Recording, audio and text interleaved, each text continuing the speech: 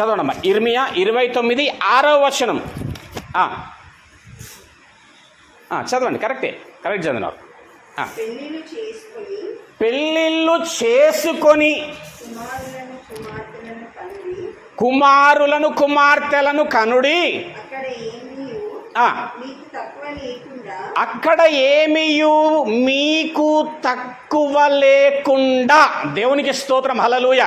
ఫేరీ, అక్కడ ఏమియు నీకు తక్కువ లేకుండా దేవుడు నీ యందు తన కృప చూపగలడు. ఏమైనా హల్లెలూయా.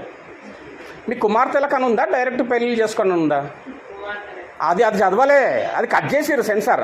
ఇప్పుడు మళ్ళీ చదవండి, ఆడికెళ్ళి చదవండి.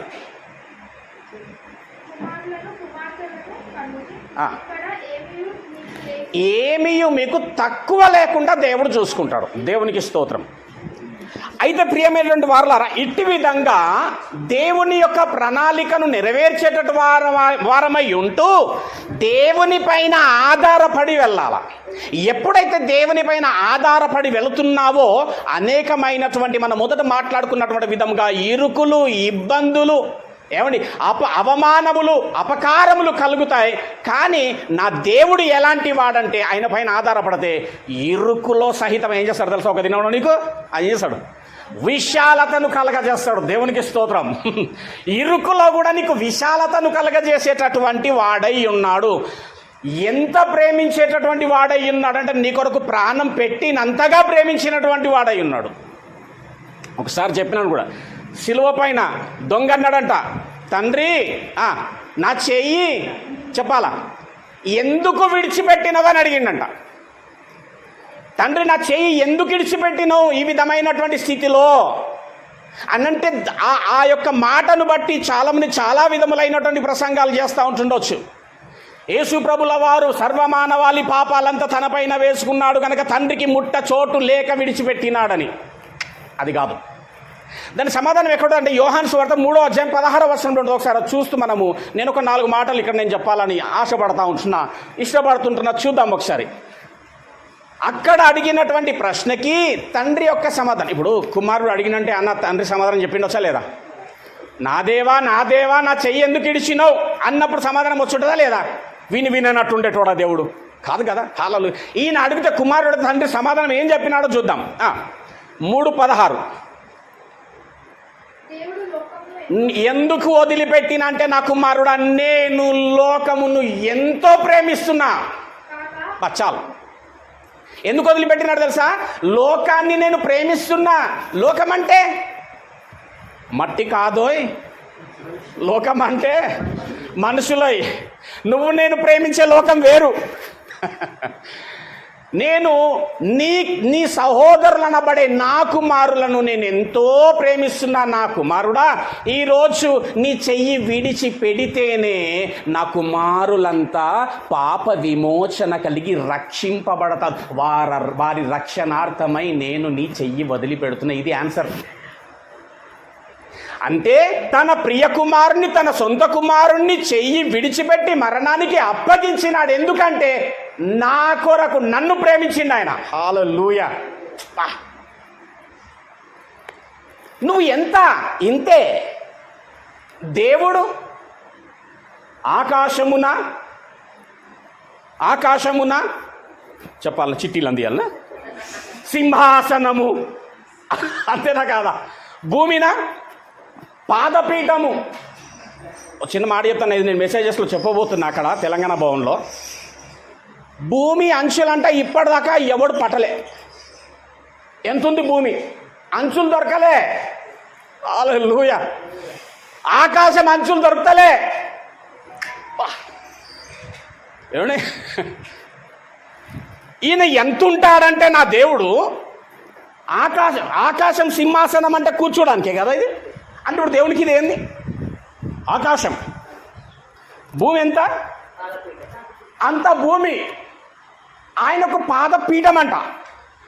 అంటే ఇప్పుడు భూమి ఆకాశం ఎంతుందో తెలుసా? నా దేవుడి అరికాల నుంచి మోకాలంత మట్టుకుంది. ఇట్లా నిలబడితే ఆయనగా అన్న ఎడిపోతాడు. ఏముంది ఆయన కథ? అందుకే అంటాడు, ఆకాశ మహాకాశములు పట్ట జాలనటువంటి వాడు నన్ను ప్రేమించి తన కుమారుని మరణానికి అప్పగించినాడు. నాకింక దిగులేలా,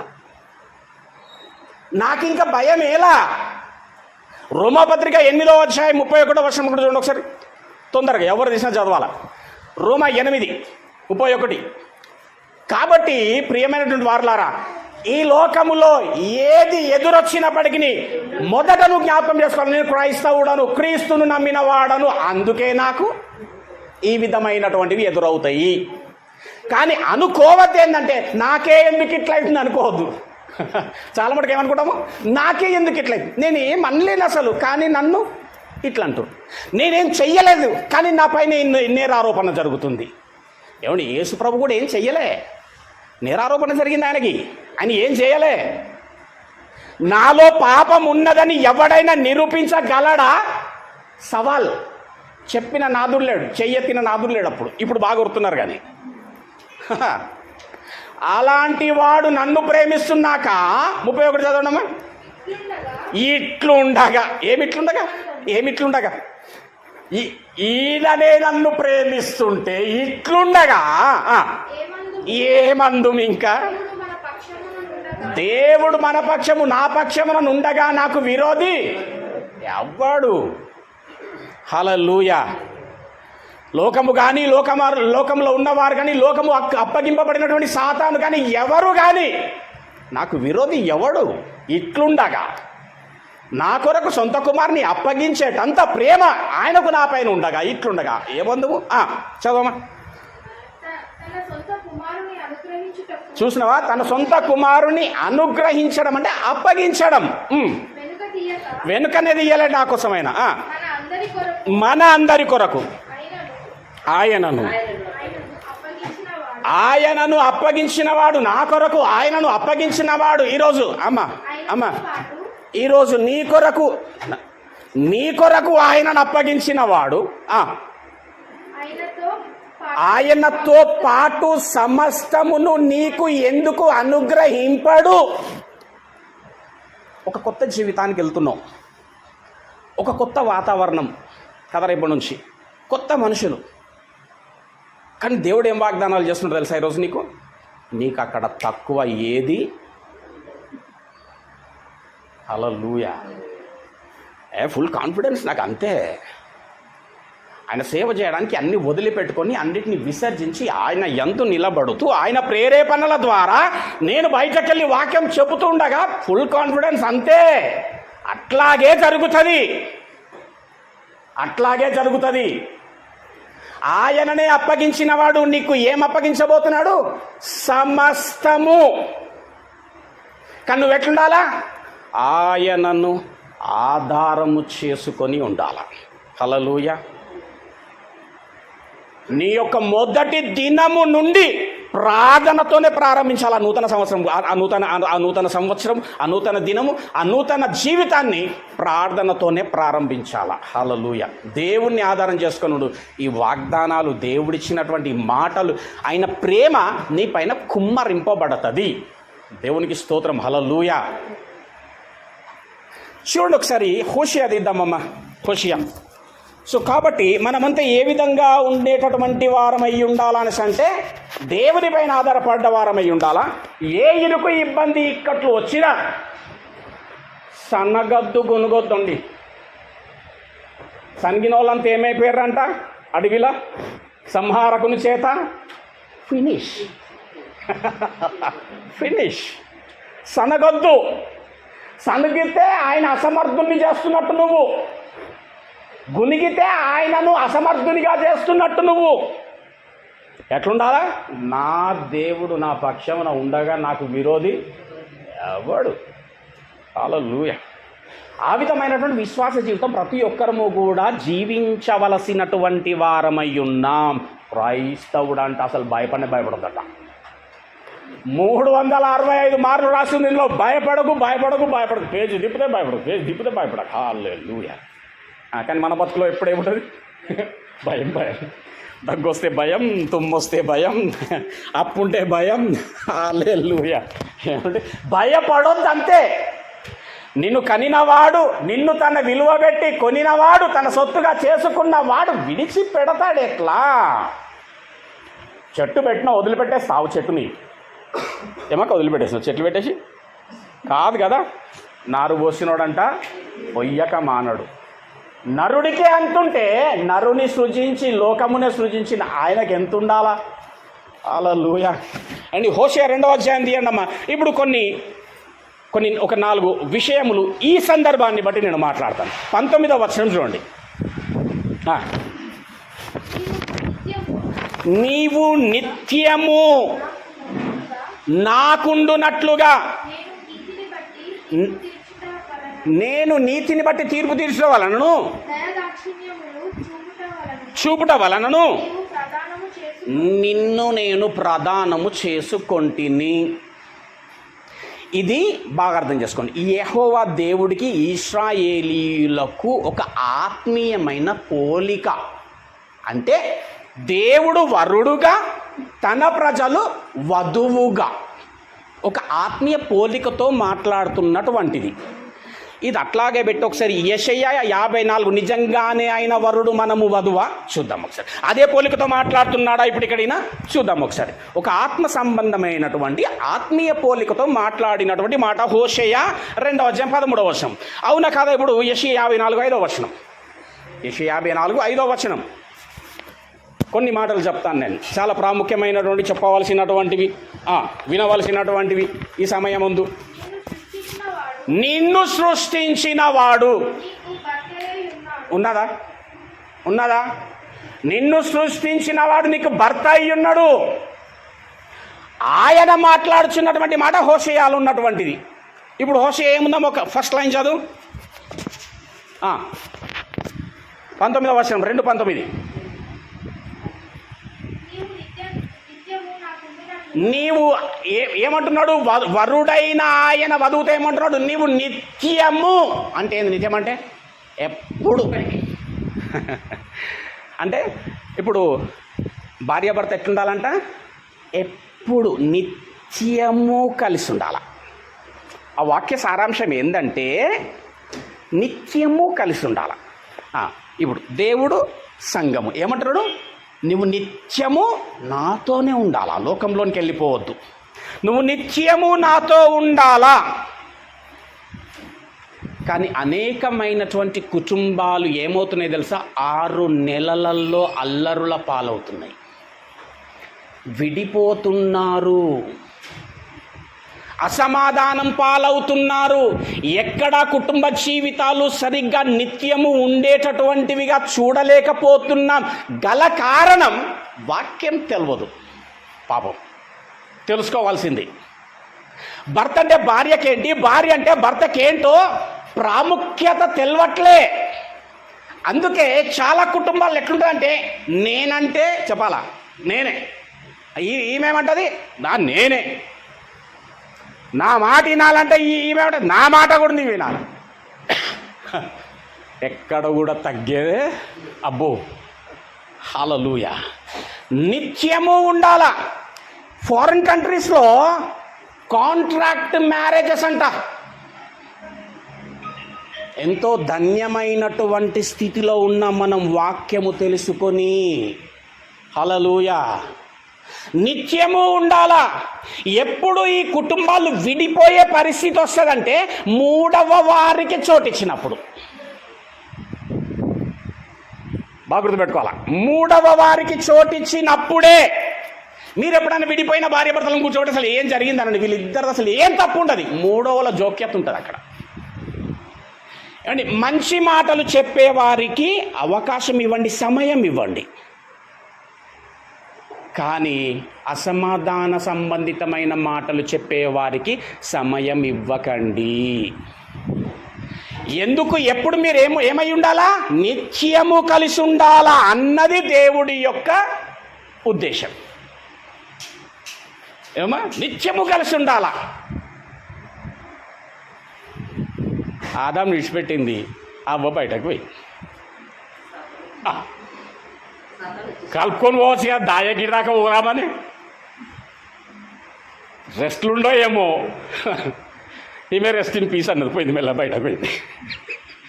ఇది నిజమా వేసిందోటి, అయిపోయింది. హల్లెలూయా. అందుకే దేవుడు చెప్తున్నాడు, భార్యాభర్తలంట హత్తుకొని ఉండాలంట. వాక్యంలో ఉంటుంది, వీరిద్దరు కొంచెం ఎడబాసంట మధ్యలోకి సాతాను దూరుతుందని కూడా ఉంటుంది వాక్యం. ఎప్పుడు కలిసి ఉండాలి బిడ్డ అంటే, ఈ ఎప్పుడు కలిసి ఉండాలా అనేటటువంటిది బాగినండి. ఈ భార్యాభర్తలైన వీరిద్దరికీ ఉండాలా,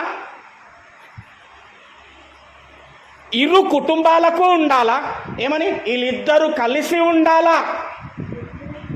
హల్లెలూయా. అమ్మాయి నన్ను ఇట్టు వేసినట్టే వచ్చాయి బిడ్డ, వచ్చాయి కాదు, వచ్చాయి కాదు, వీళ్ళకి ఏముండాలి, ఇరు కుటుంబాల కంటే వాళ్ళిద్దరు ఎప్పుడు కలిసి ఉండాలా. నంబర్ 3, ఇరుగు పొరుగు అయినటువంటి మనకు కూడా ఎప్పుడు దంపతులపైన ఏముండాలంటే వారెప్పుడు కలిసి ఉండాలా. ఇది దేవుని యొక్క ఉద్దేశం, ఇష్టం. రెండోది ఏముందంటే నిత్యం ఎందుకు ఉండాలి, అది అట్లా పెట్టాలా. మత్తయి 19వ అధ్యాయం, మత్తయి 19వ అధ్యాయం. అవునా కాదా, నిత్యం వీళ్ళు ఎప్పుడు కలిసి ఉండాలనా, ఏమన్నా రూల్ ఉందా చూద్దాం. మత్తయి 19వ అధ్యాయం 5వ వచనం. ఇందు నిమిత్తము పురుషుడు తల్లిదండ్రులను విడిచి, ఓర్ని విడిచి అంటే ఆయనకి ఏముంది రూలు, మరి అమ్మాయి విడవాలను, పురుషుడు తల్లిదండ్రులు విడవాలా, భార్యను హత్తుకొని ఉండాలా. మరి స్త్రీది కూడా చూపించాను, చూపిద్దాం, స్త్రీ చూపిద్దాం, మజా వస్తుంది. వీళ్ళకి తెలియదు, స్త్రీల సంగతి తెలియదు. పురుషుని గురించి చెప్పింది ఇది బాగా చెప్తారు పెళ్ళిళ్ళలో. నేను ఇప్పుడు స్త్రీ గురించి కూడా చెప్తా. చదవమ్మా. ఎందుకంటే వారు ఏక శరీరముగా ఉందురు. చదవలేదా? కాబట్టి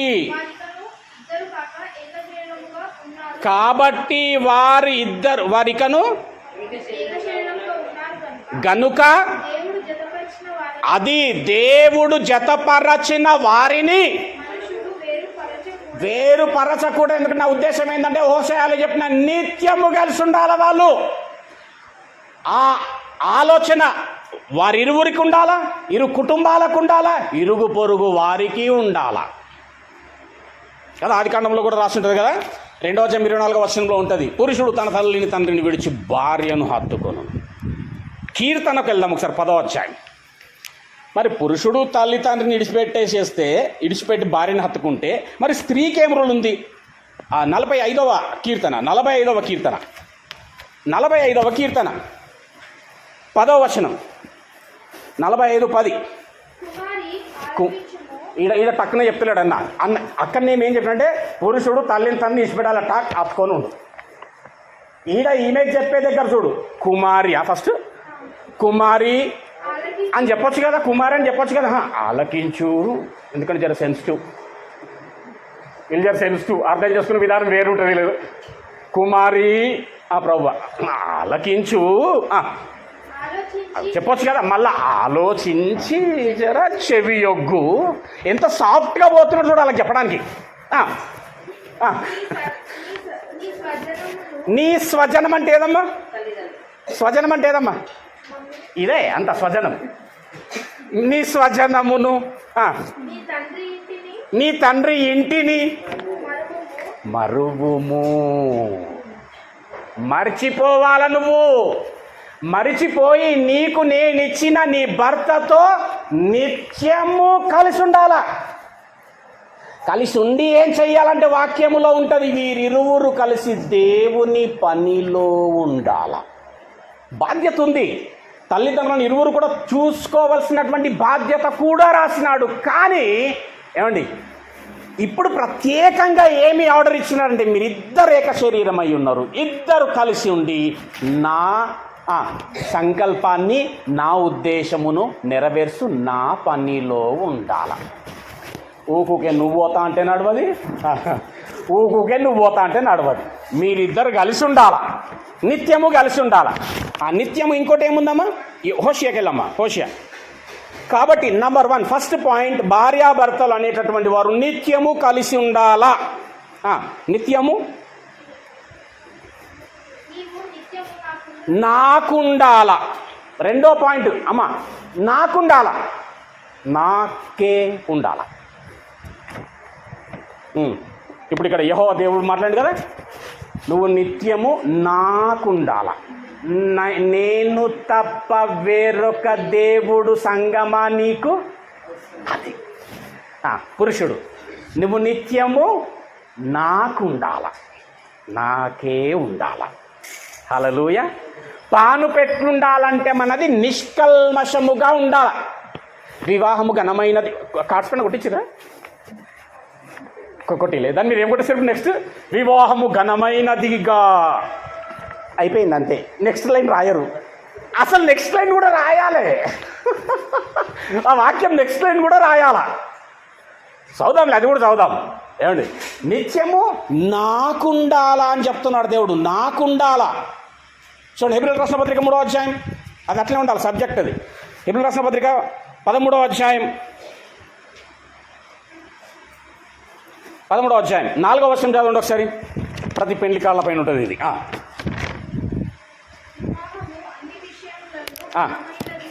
ఘనమైనది గాను ఆడికి ఆపేస్తారు అన్న. తక్కింది కూడా చదివారు కాళ్ళ మీద, తక్కింది కూడా కొట్టేయాలి. అసలే యాక్చువల్గా తక్కింది కూడా కొట్టేయాలి. ఏందో చూడండి, చాలా బాగుంటుంది. పానుపు నిష్కల్మషమైనది గాను ఉండాలా. పానుపు పాపమై ఉండొద్దు. ఎప్పుడు పానుపు నిష్కల్మషంగా ఉంటుందంటే నువ్వు నిత్యము నాకున్నప్పుడు. అలా అర్థమవుతుంది అనుకుంటా. నిత్యం నాకు ఉండాలా. నా దృష్టిలో వేరే ఉండద్దు, వేరే వాళ్ళు ఉండొద్దు, నీ దృష్టిలో వేరే వాళ్ళు ఉండొద్దు. మీరిద్దరు నిత్యము కలిసి నాకుండాలా సంఘముతో. అదే విషయాన్ని భర్తతో పోల్చి మాట్లాడుతున్నాడు, పురుషునితో స్త్రీతో. ఇక్కడ ఇరువురి దంపతులతో దేవుడు మాట్లాడుచున్నటువంటి మాట నిత్యము కలిసి ఉండాలా. రైట్, సబ్జెక్ట్ వెళ్ళిపోయి హోషియా. నెక్స్ట్ నంబర్ 1 ఏముంది? నిత్యము కలిసి ఉండాలా, నాకుండాలా. రైట్. రెండవదమ్మ గుణాలు, అంటే వివాహ సంబంధములో భార్యాభర్తల మధ్య ఉన్నటువంటి గుణాలండి ఇవి. నీతి ఉండాలి వీరిద్దరి మధ్యలో. ఏముండాలా? నీతి ఉండాలా, న్యాయం ఉండాలా. నీతి ఉంటే ఏం జరుగుతుంది? నీతి వలన కలుగు లాభం ఏంది అంటే యెషయా గ్రంథము 32వ అధ్యాయము 17వ వచనం చూద్దాం. నంబర్ 1 ఏముండాలా? నంబర్ 1 ఏముండాలా? నిత్యము కలిసి ఉండాలా. రైట్, దేవుడు అనుగ్రహించినటువంటి మీ భర్తతో నిత్యము ఉండాలా. రెండవది ఆయనకు ఉండాలా, ఆయన నీకే ఉండాలా, నీవు ఆయనకే మాత్రమే ఉండాలా. ఇరువురి మధ్యన మరి ఒకరి జోక్యం ఉండకూడదు. నీతి ఉంటే ఏమవుతుంది చూడు, యెషయా 32వ అధ్యాయం 17వ వచనం. నీతి, మీ ఇద్దరి మధ్యలో భార్యాభర్తల మధ్యన నీతి ఉంటే, నీతి ఏం చేస్తుంది? సమాధానం ఇస్తుంది బిడ్డో. ఈ సమాధానం ఏ మార్కెట్లా దొరకదు, ఎవ్వరివ్వరు. మనుషులైతే అసలే ఇవ్వరు. మనుషులు అసమాధానం తప్ప సమాధానం ఇచ్చేటోళ్ళు లేరు. కానీ నీవు నీ యొక్క ఆ నూతనమైన ప్రదేశం, ఆ నూతనమైన వాతావరణం, ఆ నూతనమైన మనుషుల మధ్యన నువ్వు సురక్షితముగా బ్రతకాలా అనేసి అంటే, ఇదిగో మీ మధ్యన నీతి ఉంటే ఆ నీతి మీకు ఏం చేస్తుంది? చదవమ్మా, సమాధానము కలుగజేస్తుంది. మన మంచిగా నీతి వలన నిత్యమును నిమ్మలమును నిబ్బరము కలుగుతుంది కదా. మనందరి కుటుంబాలు ఏమేమి ఉండాలనిపిస్తుంది? సమాధానంగా ఉండాలా, నిమ్మలంగా ఉండాలా, నిబ్బరంగా ఉండాలా. ఏడికలు వస్తాయి ఇవి? నీతిగా ఉన్నప్పుడు వస్తాయి. ఒకరి పట్ల ఒకరు నీతిగా ప్రవర్తించినప్పుడు వస్తుంది. దేవునికి స్తోత్రం, హల్లెలూయా. ఏమండి, అంతేనా? నీతిగా ఉండాలా. చాలా మట్టుకు ఒక ఆయన రాసింది ఏంటంటే, పెళ్ళైనటువంటి 3 నెలలేమో భర్త వాయిస్ వస్తుందంట. పెళ్ళైన 3 నెలల ఇంట్లోకి వెళ్ళి, పెళ్ళైన కొత్త ఇంట్లోకి వెళ్ళి ఆ ఇరువురు మధ్యలోకి వెళ్ళి భర్త వాయిస్ వస్తుందట 3 నెలలు. ఆ 3 నుంచి 6 నెలల తర్వాతనేమో 6 నెలలకేమో భార్య వాయిస్ వస్తుందట. 6 నెలలు దాటిందంటే ఇద్దరి వాయిస్ వస్తుందంట బయటకు. లొల్లి. ఎందుకు? దేవుడు ఇచ్చిన ఈ చిత్తము, చట్టము, ఉద్దేశము ఎరుగనందుకు నీతిగా ఉండాలా. దేవుడు రాస్తాడు ఏం తెలుసా, మత్తయి సువార్తలో 12:19 నా కుమారుడి యొక్క కేకలంట వీధిలో వినబడే అంట. క్రైస్తవుడి వాయిస్ వీధిలో వినబడద్దు. వినబడితే ఎక్కడ వినబడాలి తెలుసా? దేవుని సన్నిధానం అందు వినబడాలా. స్తోత్రం చెల్లింతుము ఆడ వినబడేది, ఆడ రాదు వాయిస్, రాదాడ బయట వస్తుంది వాయిస్. కానీ బయట వాయిస్ రావద్దంట క్రైస్తవుడికి, దేవుని బిడ్డలకు బయట వాయిస్ రావద్దంట. దేవుని సన్నిధానం ఉంది. ప్రభువా నా మొర ఆలకించు నాయన, ఆ ఎక్కలేనంత ఎత్తైన కొండపైకి నన్ను ఎక్కించు ప్రభువా, ఇది రావాలా. దేవుని సన్నిధానం అందు రావాలా. కీర్తించడం, స్తుతించడం, ప్రార్థించడం, ఆరాధించడం ఇక్కడ రాదు. ఎక్కడొస్తుంది? రావద్దు అన్న చోటనే వస్తుంది. అది క్రైస్తవ్య లక్షణం కాదు. రైట్. కాబట్టి మూడవది ఏంటి అంటే మీ ఇరువురి మధ్యన నీతి ఉండాలా. చదవమ్మా హోషేయ, మళ్ళా కంటిన్యూ. హోషేయ 2:19. రైట్, మొదటి నుంచి చదువు మళ్ళీ ఒకసారి 19. నంబర్ 1, నిత్యము నీవు ఆయనకే ఉండాలా, ఆయన నీకే ఉండాలా. నిత్యము నీవు నిత్యము ఆయనతో ఉండాలా, నాకు ఉండాలా. దేవుడు చెప్తా ఉంటున్నాడు. మూడవది ఉండాల్సినటువంటి గుణగణములు నీతి ఉండాలా. నేను నీతిని బట్టి తీర్పు. 4వ పాయింట్ ఏం తెలుసా? తీర్పు. భార్యాభర్తలు ఒకరి మీద ఒకరు తీర్పు తీర్చుకుంటుంటారు. అయ్యగారు నా భార్య అయ్యగారు, భార్య అయ్యగారు మా ఆయన అయ్యగారు. తీర్పు ఉండొద్దు. ఒకవేళ తప్పు చేసినా క్షమించేటటువంటి మనస్సు ఉండాలా. హల్లెలూయా. తప్పు చేస్తే క్షమించే మనస్సు ఉండాలా. భార్యాభర్తల మధ్య తీర్పు తీర్చేటటువంటిది ఉండద్దు. లేదా గారు నేను చూసినా, లేదా గారు నేను విన్నా, ఈమె నాకొద్దు, ఈయన నాకొద్దు కాదు. ఏమంటానంటే చూసిన ప్రతి ఒక్కటి, విన్న ప్రతి ఒక్కటి నిజం కాదు. అందులో వాస్తవం ఏంది అసలు వేరేగా ఉంటుంది. నువ్వు అర్థం చేసుకునేటటువంటి విధానము వేరేగా ఉంటుంది. ఏమంటున్నాడంటే తీర్పు ఉండకూడదు. భార్యాభర్తల మధ్య ఏముండదు? తీర్పు ఉండకూడదు. 4వది, 5వది దయాదాక్షిణ్యాలు ఉండాలా. తీర్పు ఉండొద్దు కానీ ఏముండాలా? దయాదాక్షిణ్యాలు ఉండాలా. దయాదాక్షిణ్యం అంటే ఏం తెలుసా? ప్రేమనంట సమస్త దోషములను కప్పేస్తుంది. హల్లెలూయా. ప్రేమ ఈ లోకమునే జయించేస్తుందంట. హల్లెలూయా. ఏమండి? కాబట్టి నంబర్ 1 ప్రియమైనటువంటి దేవుని బిడ్డ, నూతనమైనటువంటి జీవితంలోనికి వెళ్తున్నావు కనుక నంబర్ 1 దేవుణ్ణి ఆధారం చేసుకొని ఉండాలా. ఏం చేస్తాడు దేవుడు నీ కొరకు అంటే ఆల్రెడీ చేసేసినాడు. ఏం చేసేసినాడు అంటే నా కొరకు తన ప్రియ కుమారుని సిలువకు అప్పగించినాడు. ఎందుకంటే నన్ను ప్రేమించినందున. అందుకే నా దేవుడు చెప్పినాడు రోమా 8:31-32 ఆయన నా పక్షమునుండగా నాకు విరోధి ఎవడు? తన సొంత కుమారుని అనుగ్రహించినటువంటి వాడు నా కొరకు సమస్తమును ఎందుకు అనుగ్రహించాడు? నీకు ఏది అవసరమో నీకంటే ముందు పరలోకంలో ఉన్న తండ్రికి తెలిసినోడు ఇస్తాడా? ఇయ్యడా? ఎందుకు అనుగ్రహింపబడ్డం లేదు తెలుసా? వాక్యానుసారంగా నిలబడ్డం లేదు. ఆమె అనగానే ఏమైపోవాలా? క్రైస్తవుడికి కార్యమైపోలేదనుకో, పోయి మొన్న 3 సార్లు పోయినా ఏమైంది, ఏం కాలే, ఏమన్నా కావాలా? అయితే నమ్ముతా. అయితే నమ్మడం విశ్వాసం కాదు. చూచి నమ్మిన దానికంటే చూడక నమ్మినటువంటి వారు ధన్యులు. నా కొరకు దేవుడు తన ప్రేమను బట్టి తన కుమారుణ్ణి అనుగ్రహించేసినాడు. ఇంకా చేసిందేముంది? రెండవది ఏం చేసినాడంటే నిత్య జీవం అనబడే పరలోకమును నా కొరకు చేసి పెట్టినాడు. అది నా కొరకు ప్రతిఫలం. ఇంకేముంది చేసేది? హల్లెలూయా. కాబట్టి ప్రియమైన వారలారా, ఈరోజు ఆ కుమార్తెను బట్టి అనుగ్రహింపబడినటువంటి ఈ వాక్య సందేశం ఆమెకే కాదు, అందరికీ గనుక భయపడకు. నిత్యము ఆయన నీకు తోడుగా ఉంటాడు. ఏ కొదవ లేకుండా చూస్తాడు. నీకేది తక్కువ కాకుండా చూడగలడు. ఆయన నీ పక్షమున ఉంటాడు. తన కుమారుని అనుగ్రహించిన వాడు నీకు సమస్తమును ఎందుకు అనుగ్రహించాడు అంటే అర్థమైంది, అనుగ్రహిస్తాడు. ఏమనుగ్రహిస్తాడు? సమస్తము. ఎప్పుడు? ఆయన పైన ఆధారపడి ఉన్నప్పుడు. గనుక వివాహము అనేటటువంటి దాని విషయములో ఎందుకు దేవుడు ఇశ్రాయేలీయులతో ఈ ఆత్మీయ పోలికను హోషేయలో నేను వరుడను నీవు వధువువు అని ఎందుకు మాట్లాడినాడు?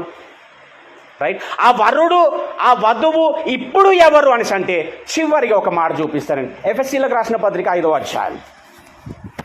ఎఫెసీలకు రాసిన పత్రిక 5వ అధ్యాయం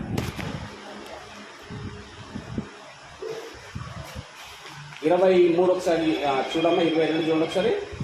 22 అమ్మా.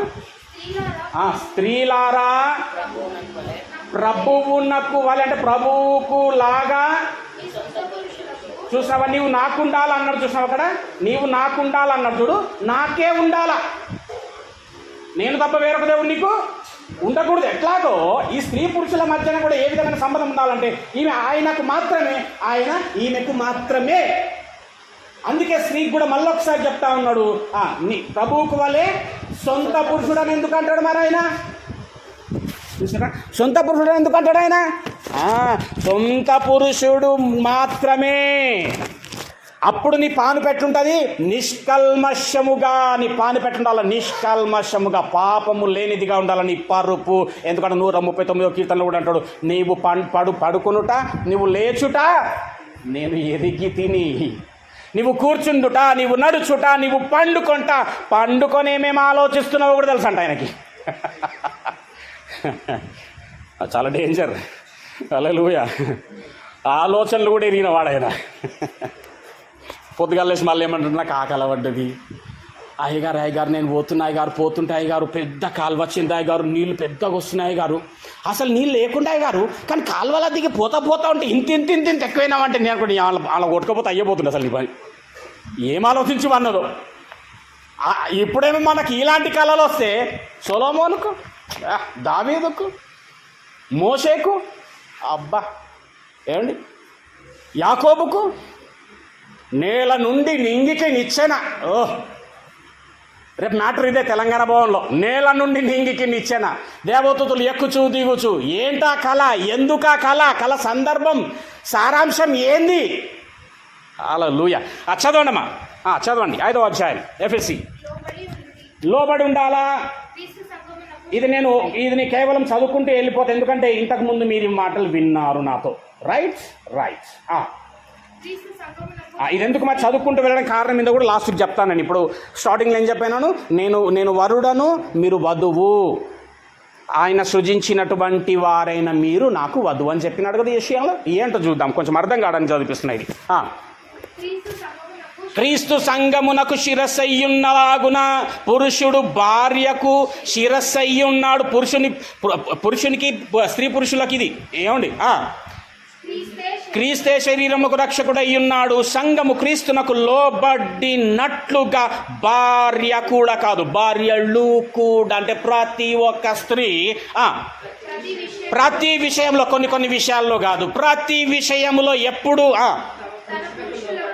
ప్రతి విషయంలో పురుషునికి లోబడేటటువంటి పరిస్థితిలో ఉంటామంటే, ఒకవేళ తప్పు కనబడినా, తప్పు తెలిసిన క్షమించే గుణము ఉన్నప్పుడు దాన్ని కొట్టివేస్తుంది ఆ ప్రేమ, దాన్ని కప్పివేస్తుంది.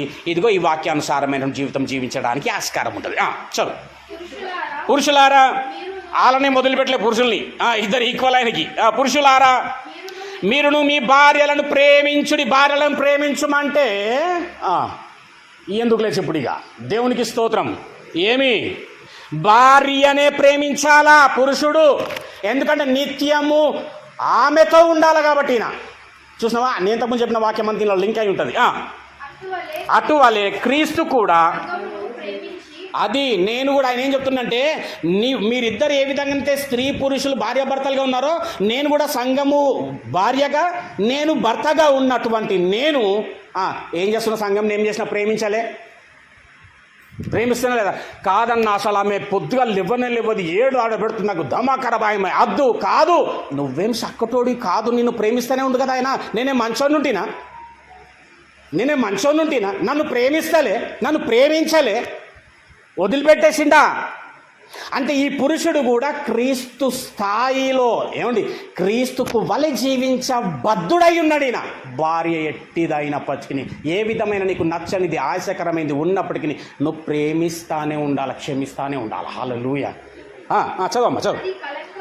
అది కలంకమే. చూసిన ఆ స్త్రీ అనేటటువంటిది, సంఘం అనేటటువంటిది కలంకమైనను, ముడతయైనను, మరి అట్టిది ఏదైనను లేక పరిశుద్ధమైనది గాను, నిర్దోషమైనది గాను, మహిమ గల సంఘముగా ఆయన తన ఎదుట నిలువబెట్టుకొనవలెనని వాక్యముతో ఉతక స్నానము చేత పవిత్రపరచి, ఆయన మనకు చేసినటువంటి విధానం ఏదైతుందో పరిశుద్ధపరచుటకై దాని కొరకు తన్ను తాను అంటే పురుషుడు ఎంత ప్రేమించాల భార్యను అంటే తన్ను తాను అప్పగించుకునేంతగా ప్రేమించాల. హల్లెలూయా. పురుషుడు స్త్రీని ప్రేమించాలా, స్త్రీ పురుషుని ఏం చేయాలమ్మా? లోబడి ఉండాలి. వెరీ గుడ్, వింటున్నావు అయితే. జర్రైతే మార్క్స్ పోతుండే నీవు. వీరిరువురు కలిసి ఏం చేయాలా? దేవుని పని చేయాలా. దేవుని పని ఏం చేస్తే సువార్త ప్రకటించగలుగుతాం, ఏం చేస్తే మా ద్వారా ఒకరికి దేవుని ప్రేమ వెళ్తుంది, ఏం చేస్తే రక్షణ మార్గము ఒకరికి చూపించగలుగుతాం. ఇదే ఉండాలి ఫోకస్. ఇద్దరు ఈ పని చేయాలా. రైట్. ఇప్పుడు ఇది అంతెందుకు చెప్తున్నా అంటే 32వ వచనం. క్షమ 31 నుంచి చదవండి ప్లీజ్. 31. ఈ హేతువు చేత. సో ఈడ కూడా రాసింది, తల్లిని తండ్రిని విడిచి భార్యను హత్తుకోవాలి. ఆది కాండంలో కూడా ఇదే మాట. ఏక శరీరం అగుదురు. స్త్రీ గురించి చెప్పింది కూడా గుర్తుంది కదా. ఇప్పుడు నువ్వు ఫోన్ చేసినప్పుడు అంట కీర్తన 45:10 అంట. మిమ్మల్నే మిషపెట్టలే. అసలు ఇది చాలామందికి తెలియదు. కీర్తన 45:10 చాలామందికి తెలియదు. ఏమి అంటే అమ్మ అచ్చయ్ బిడ్డ, అచ్చయ్ బిచ్చయ్ బంద్ చేయాలా. వాళ్ళిద్దరూ నిత్యము కలిసి ఉండాలడా. హల్లెలూయా. అది వాక్యం. వారిద్దరికీ విడిపోవాలనే ఉద్దేశం వారికి ఉండొద్దు, కలిసి ఉండాలనే ఉండాలా. ఇరు కుటుంబాలకు అట్లే ఉండాలా, ఇరుగు పొరుగు వాళ్ళకి అట్లే ఉండాలా. దేవుని చట్టం అది చిత్తం అది. దాన్ని కొట్టేస్తా అంటే జాగ్రత్త. హల్లెలూయా. ఫోన్ చేయగానే ఏమంటా నిన్ను? కీర్తన 45:10 చెప్పమ్మా మంచిగా అని అడుగుతా. అది అయిపోయించినమ్మా. ఇది కంటిన్యూ చేయండి ఎఫ్ఎస్సి. అది ఇంతకుముందు ప్రసంగంలోకి. ఈ మర్మము గొప్పది అయితే నేను క్రీస్తును గూర్చియు ఇప్పటిదాకా చెప్పిన చూడు. అప్పటి నుంచి వాక్యమే కానీ ఎఫ్ఎస్సిలో ఈ 5:22 నుంచి చెప్పిన చూడు. ఇప్పటిదాకా చెప్పింది ఎవరి గురించి చెప్పినా అంటే క్రీస్తును గూర్చియు సంఘమును గూర్చియు చెప్పుచున్నాను. వాళ్ళ గురించి చెప్పిండు అనమాట. ఇప్పుడు ఇదే అంటే ఎవరు క్రీస్తు, ఎవరు సంఘం? మరి పురుషుడు క్రీస్తు, భార్య పురుషులారా. చిన్న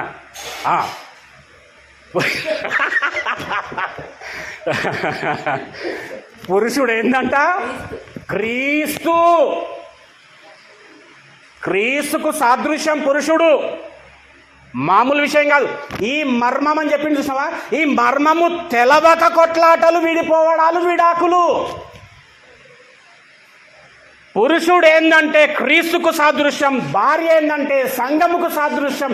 కాబట్టి ఈ పురుషుడు ఎప్పుడు ఈమెను ప్రేమిస్తూనే ఉండాలి. ఏమైనా కానీ ఈమె ఎప్పుడు ఈయనకు లోబడుతూనే ఉండాలి, సంఘం కాబట్టి. ఈ అండర్స్టాండింగ్, ఈ మర్మము తెలిసిన కుటుంబాలు గట్టిగా కట్టబడతాయి. హల్లెలూయా. అంత మంచిదే కదా, దేవునికి స్తోత్రం.